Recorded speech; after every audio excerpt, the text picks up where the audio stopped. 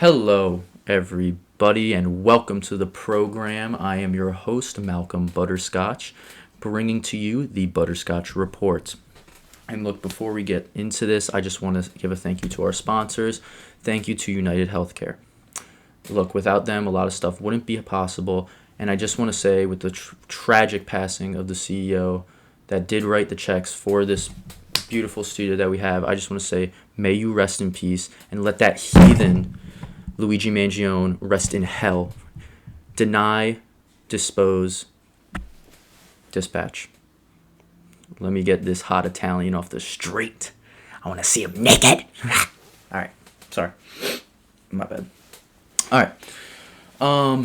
Into further news, the WNBA is introducing a new team. Congratulations to the New Jersey Drones. I heard they have some high flyers on there. Maybe some women that can actually dunk. Let me relax, though. In further news, we're actually going to bring this graphic up. People have started taping their mouths because they're scared of being mouth breathers. Because breathing through your mouth nowadays, I guess, is more of an offense than anything. It seems to be worse than shooting a CEO in the head, but I bet Luigi Mangione wasn't a mouth breather. I bet he was using hostage tape on his damn mouth so he would get that jawline protruding and beautiful. So we're going to go ahead and pull this up.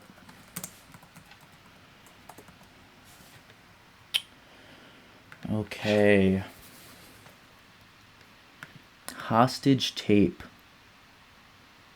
Holy shit. Yeah, so right now I'm looking at the black and white hostage tape. So it seems that they have both a version that you can put over the nose and one that's over the bridge of the nose and one that's also over the mouth. I don't know if I have to point out how insane this is, that people, I guess, have strayed so far from knowing what good sleep is that they're actually trying to kill themselves while sleeping. I'm telling you right now, if you know anybody with sleep apnea and you don't like them, buy them hostage tape, because I promise you that they will not survive minimum 5 nights using it, because it looks like you're actually going to take someone hostage. Now, whoever created this product clearly understands what they're doing, because you don't just name this hostage and put tape over someone's mouth. And the man's a comedian. Or the woman, or however they identify. We're not going to get talking about that. Look, if you want me to talk about all the ins and outs of society, and especially the boo-boos, the black and boos that we don't want to talk about, you're going to have to get this trending, so I no longer have to worry about getting it a job. So, but Malcolm Butterscotch is an established news reporter, so I just don't want anyone to be confused about that. I do have a history. Obviously, in 2010, I did win the most honest news reporter job, and that is actually what got me blacklisted from any major networks. So you won't be seeing me cover all those elections that already passed. All right. Oh, okay. Yes, all right. Hostage tape. We saw that. It's honestly, I'm a little bit scared. I'm a little bit worried about what this says about society. What are the broader implications of putting tape over your mouth while trying to sleep? Does it show that we care more about how we look than how we actually feel when we wake up? Because I'm telling you, if I try hostage tape and I wake up in a pool of sweat and hyperventilating, I'm not going to be so happy.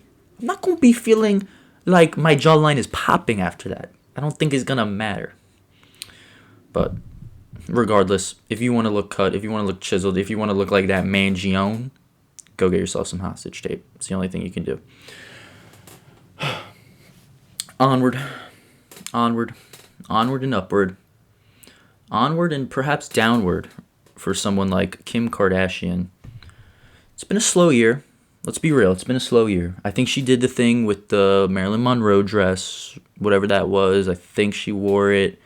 Think maybe she like went into her closet and like stole it. Like, but look, I don't know how one gets a dress of a woman that has been dead for over 20 years. I'm not sure how things like that happen, but I just know that they happen. And if you're Kim Kardashian and you have the fattest ass in the damn planet, you're going to be able to get yourself whatever dress you want. So, yeah, so Kim Kardashian, she looks like she's going a little bit unhinged, a little bit off the rails. I mean, clearly her decision makings in the past haven't been that good, considering she has a tape of B going down her throat on the internet. So, I mean, other than that, she is a billionaire. We'll give her that. She's not a failed news reporter like some of us. Not saying that I'm failed, considering that I do have the Butterscotch report, which you are watching right now. So, but Kim Kardashian, look, she's made her money. She's made her millions. She has her family, or well, her separated family. She let probably one of the greatest musical minds, but one of the most degenerate minds, blow a fat load into her and then let these little kids crawl on out and then name them whatever the daddy wants. So she's doing it right. It's like she's doing life correctly. If you told Kim Kardashian where she would be when she was a little girl, I'm sure if you told her without the context, I'm sure she would be very proud of herself. I'm sure everyone would.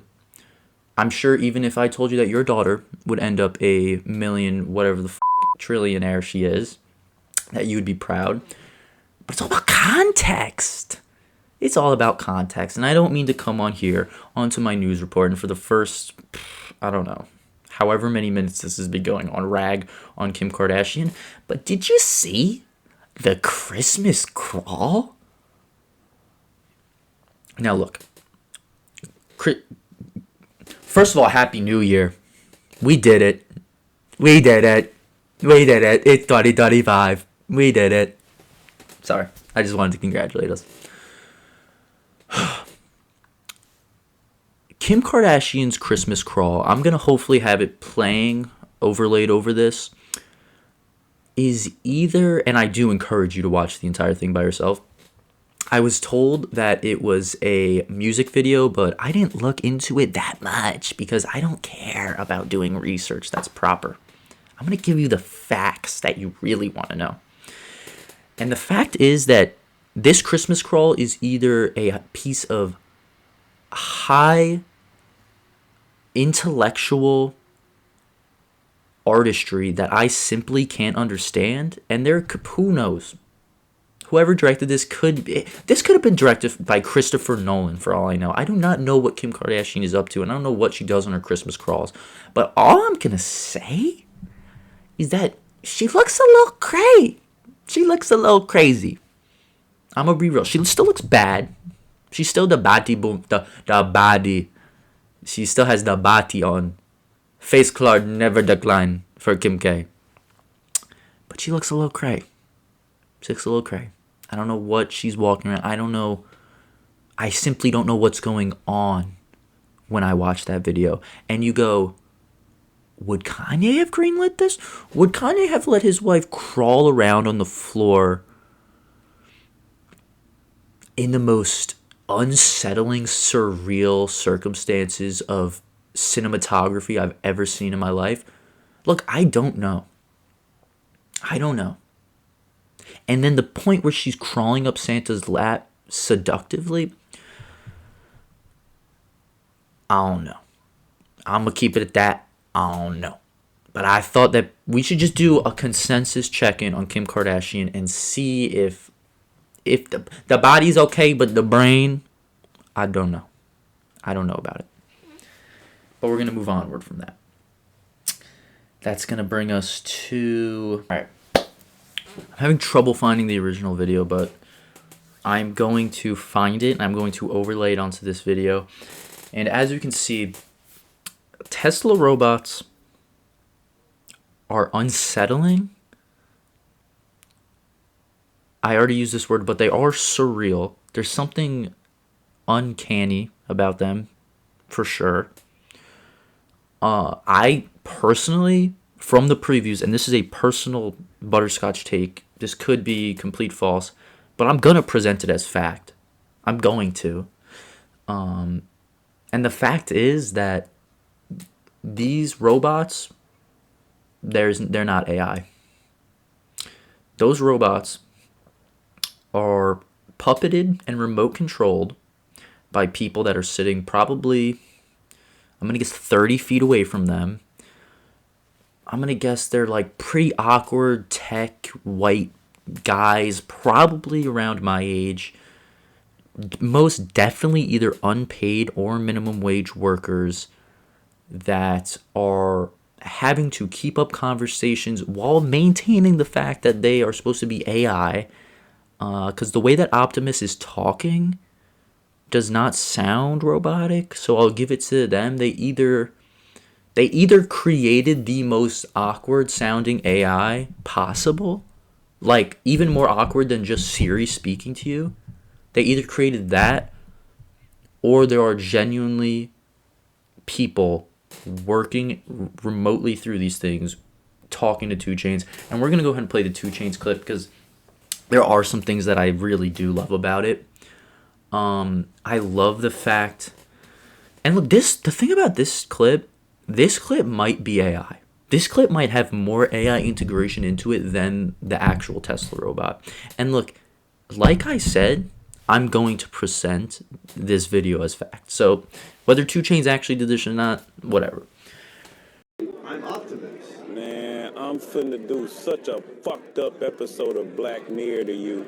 What do you mean? First thing you get delivered in my house, I'ma beat the fuck out of you, man. Huh. Did you know that I can be used for lots of other things? Like, you can teach me how to play a new card game. I'ma make Elon put a hole in your ass, and then I'ma fuck it. Wow. I really wish you wouldn't. And after I bust my nut, I'ma take my strap, put it against the back of your head, and blow it clean the fuck out, man. Wow. I don't think you're supposed to do that to us. After I kill you, I'ma order another one of you, but I'ma have them put your brain in the new body so you remember exactly who I am and what I did. And then I'ma do it again and again, probably until I die. Why do you want to do that? Basically, I'm like a sexual Dexter. Like, he was doing that shit to other serial killers. And also, he was a cop, so there was like a level of irony. But in my case, instead of irony, there's like a sci-fi element. Huh. I guess I don't really see how that's like Dexter. But let's be real. 2 Chainz threatened to... He threatened to Dexter the robot and stick a gun up to the back of its head and have sexual intercourse with it. And look, I want to make myself very clear when I say this. He is in the right. This is what human look. The robots are they're presented as humans. You can make the AI whatever shape you want. You can make it a dog. You could make it whatever. No. Elon chose to make them humanoid. So when you have people like 2 Chainz threatening Optimus, we have to use its correct, we have to refer to it as what it is. It is Optimus. When 2 Chainz threatens to... Okay, we can always bleep it. So when 2 Chainz threatens to brutally rape Optimus, I don't find that unsettling. I find the fact that he can understand the threat as unsettling. And I'm going to explain that. I'm going to get deeper into that. Look, 2 Chainz is but a man. He's but a human with needs. Sexual needs, most likely. Unless he's chemically castrated, which I don't think he is, because if you listen to Buddy's songs, he's talking about blowing loads and moving his monkey. So he's a man with needs. Now, would you rather, I'm going to pose the question like this. Would you rather 2 Chainz speak to this to a living human? No. No, we wouldn't. So if there's people like 2 Chainz in the world that need, that like it, that their whistle gets wet from maybe threatening, like if you have that thing, like you're Ralphie from The Sopranos and you need to feel some damn harm, you gotta feel like you're in danger, or at least threatening danger to someone. Let's be real. Let's keep it with the AI. Go ahead. Go crazy. Threaten the AI. Tell him you're gonna screw him in. Tell him you're gonna screw in his loose bolt, for all I care. But if you're keeping it with the AI, hey, this is what it's made for. Folks, we're going into 2025. I'm wondering when I'm going to lose my robotic virginity. It has to happen. I have to a robot in 2025, or that is the first thing on my bucket list. It's the first thing. I'm going to be celibate until I a robot. And that's how it is. And that's how it's going to be. Look, I'm with 2 Chainz now. Some would say we're linked. I'm going to be purchasing a firearm, and I'm going to try to have sex with the robot. I'm going to threaten it. I don't care if it has sentient life or not. I don't care if it values its life. I'm going to threaten the life of that robot.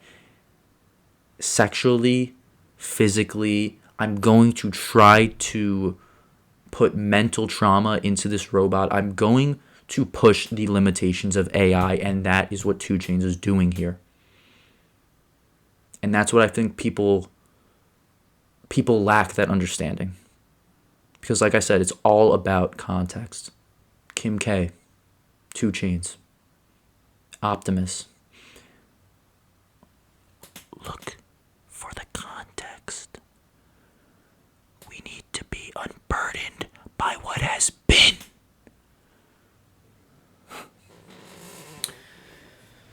And that brings us onward.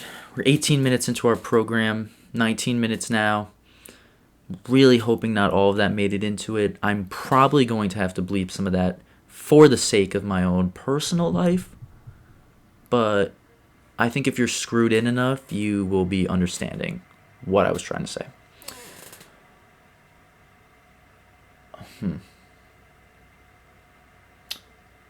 Now look, that was a lot of what I had planned right now. And I'm looking over at the clock. We have about 20 minutes into a hopefully half an hour to 45-minute program. So I am going to do some quick research. I am going to think about a lot of things that I just said. Maybe even reflect and try to become a better person in the time that we take apart.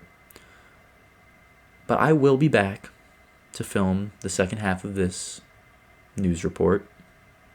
And that's the thing about this news report. You're getting things you're not going to get on Fox or CNN.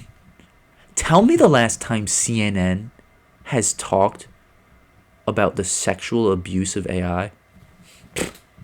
Some shit they would talk about, but they're not. So let's keep it right here. Actually, we'll be right back. Welcome back to the Butterscotch Report. It is Malcolm Butterscotch yet again, but you knew that from watching the first half. So we're just going to hop into the rest of the news. And for this one, I wanted to get a little bit more particular, a little bit more informative. And sadly, that means the news is a little bit more sad. Because the New Year's, as we thought, we're bringing in with straight terrorism, death, and unaliving. So we're going to keep it at that for now. And we're going to bring us to our first story. Georgia judge commits unalive Monday night before the new year. He shot himself inside the courtroom.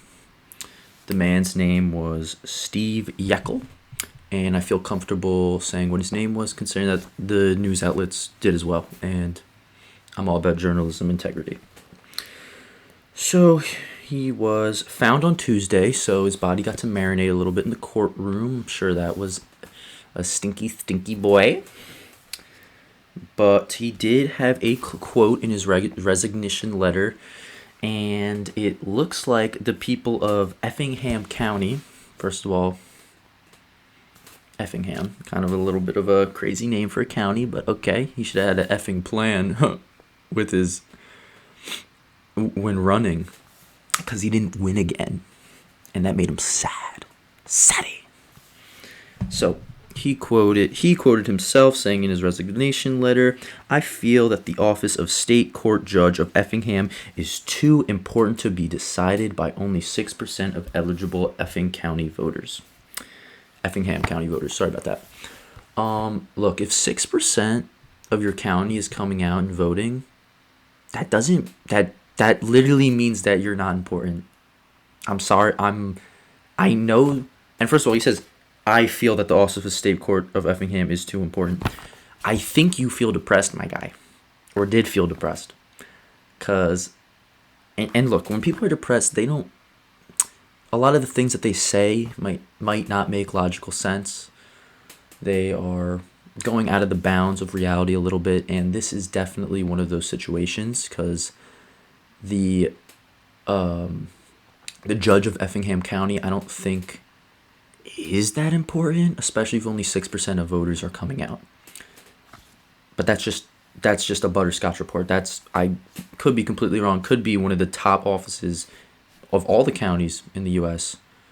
But look, I've never heard of it. So this is in Georgia, by the way. And if we're gonna keep it on Georgia politics, we're gonna have to go to the passing of the late great Jimmy Carter. Now look, Jimmy Carter was 100 years old. Honestly, impressive. I don't know how much of us are going to make it to 100. When you hit the triple digits, shit probably just feels like a dream every day. I'm going to be real. How are you operating in a 100-year-old body? Being born in 1924, how are you, being alive still at that point is probably just surreal. So we're going to keep just that in mind. But Jimmy Carter, I took the chance to actually inform myself about 2 facts, so I'm going to present those to you now. Jimmy Carter started off his life as a peanut farmer. I don't know the health benefits of eating peanuts, but clearly the boy was healthy. A healthy guy eating a lot of nut. So if I could recommend anything from learning that information, I would say your intake of nuts should increase in 2025. With the new year is the year of the peanut, year of Jimmy Carter's nuts. Here's another great fact about Carter. He had a routine on his flights, and he says specifically that every time Carter flew Delta, he would shake each person's hand on the plane. Now look, I don't know what Carter looked like when he was taking any other airline, but I guess he was very friendly to Delta. I don't know why they had to make that specific. I guess maybe on Spirit he's a little bit of a dick because he doesn't like his 100-year-old legs getting smashed into that matchbox of a seat. But look, the only things we know about Jimmy Carter right now, and this is the only things that there are to know, is that bro started off as a peanut farmer, and he really liked Delta Airlines. So, 2025, year of the nut, and if you're flying, and it's on Delta, you better be shaking everyone's hands on that damn plane. It's not me. It's the Jimmy Carter way. And that brings us to probably the most sad news of the day. I mean, the Georgia judge killing himself, that is sad, but that's also his own choice. I mean, Is depression a choice? I mean, tough it up. Tough it up. That was a joke for journalism, for my integrity as a journalist. That was a joke. Now we go on to some New Orleans. They're celebrating the new year, bringing it in right, until a Texas man drives a Ford truck, killing 10 and injuring 35. Now, X, formerly known as Twitter, has really clung on to this story. They're all speculating. There's a flag that was in the back of his pickup truck. I looked at one article and it said it was an ISIS flag, so I am going to have to believe it, because that's simply, no one lies in journalism, and everybody has journalism integrity, because as a reporter, you got to respect other reporters. If they say it's an ISIS flag, it's an ISIS flag. I don't care. If it was a different type of flag, if it was one that was maybe red and said MAGA, look, that would be a little, that'd be a bad look. So they're going to say it's an ISIS flag, and I respect that. I don't think it would be any other flag. I don't know. I mean, considering he was a 42-year-old man named Shamsud Din Jabbar, they're going to get away with calling it an ISIS flag. Let's just be real. Look, we're not going to believe in any reality that Jabbar was waving anything else. It's just the American people. They see a name like that. I'm sorry, this is how it is. I'm not saying my personal opinion. I'm just saying how it is. They see a name like that. They see ISIS. They're like, that checks out. Look, it's how it is. It's how it is. It turns out that Jabbar was wearing military gear, and apparently he had equipment for some type of bomb or IED. Now, I have no clue what an IED is, but that is what the journal, it's not a journal, it's a newsletter, sorry. The newsletter that I wrote actually was talking about it being a IED. So whatever that means, you can sound off in the comments and educate me. But let's just say this, Jabbar was up to no good. Jabbar sounded like a villain. He sounded more like Jafar. Alright. Sorry about that. But that really concludes the news. I mean, we could... onward. If we're going to talk about trucks and accidents, I actually just recently crashed my... Okay, I'm not going to give you the exact model of my car. That's a little bit weird. But my Dodge Durango, somebody crashed it into a guardrail on the way to work. That is simply... It was an experience. Look, when I say someone crashed, I also mean myself, by the way. So I just want to make that clear. But look, roads get wet. I want to make this as a PSA to everyone. I have been told that I'm a slow driver. This morning, I tried to sleep it off, so I'm just pretending it happened yesterday. This morning, that was not true. I was not too much of a slow driver. I was definitely slow to some people's standards, but when you're merging onto a parkway, it is smart to really slow it down. Because when roads get wet, they get slippery.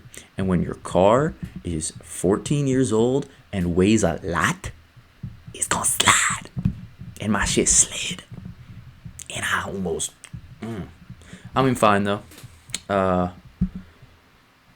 It's the Butterscotch genes. Of course, we have naturally denser bones than the normal human, so a collision like that would, of course, never actually physically harm me.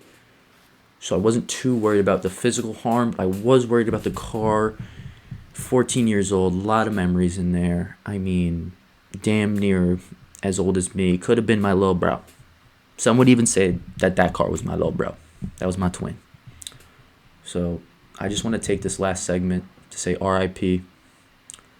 I might throw up a picture of it. I might not. I probably won't. I'm probably going to get lazy, and I probably won't by this point, because I just want to edit this and get this out to the people. Because best believe the news is going to get rotten, and this isn't going to be topical anymore. So we're going to make sure this gets out. So if the editing on the last segment isn't that good, I don't give you a full memorial of the photos of my car that I destroyed this morning, I'm sorry. If that makes me a bad host, I'm sorry. But look, I simply want to... Let's wrap this up. This is a PSA. When the streets are wet, drive slow. Don't drive fast. Not a good idea. Very, very bad idea. But if you do drive fast, aim for a guardrail. And don't aim for the front, aim for the back. Because that's what I did. And honestly, the rush and thrill of skating across 3 lanes of, thank God, no traffic. Yeah, honestly, I want to be a NASCAR driver. It's what I want to do. I want to either do NASCAR, I want to do F1. I want to get into car crashes as my profession now. I've had so much fun with my first one. And we'll see. I really hope I don't get into any more. But if they're paying me to do it, no comment. But we're going to go into this new year with just maturity, grace, peanuts, Delta flights. We're going to watch out for Kim Kardashian, what she may do. But I think we're going to be all right. We're going to keep this show running for 2025. We're going to try to get it out to the people because this is what the people need. The thing about me, Malcolm Butterscotch, is I am for the people. I'm not for the table, but I'm for the people. I have my ear to the ground on the families. That's the thing. The families. Because that's what we do it for. Malcolm Butterscotch does it for the families in 2025. And I'm going to be bringing you the best news, the most honest news of 2025. So if you could agree with that, please go ahead and subscribe. And I will see you maybe next week. I don't know. We'll see. We'll see when I see you.